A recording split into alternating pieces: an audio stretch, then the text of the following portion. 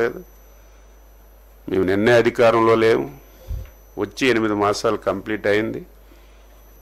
మా కోపము కక్ష వెంటనే మేము దాడికి ప్రతిదాడి చెయ్యాలంటే 8 మాసాల సమయం మాకు అవసరం లేదు.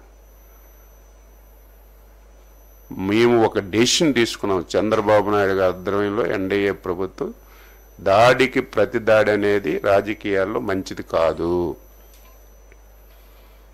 లాస్ట్ 5 years ఇలాగే చేసి రాష్ట్రం తీవ్రమైనటువంటి నష్టాల్లోకి వెళ్ళిపోయింది. ఈ 8 మాసాల్లో మేము ఈ చెవులు ఆ చెవుల్లో దూది పెట్టుకున్నాం. మా కార్యకర్తలు తిట్టినటువంటి తిట్లకి మనం అధికారంలోకి వచ్చాం. 5 సంవత్సరాలు నరకం పడ్డాం, ఊచకోత కోశారు.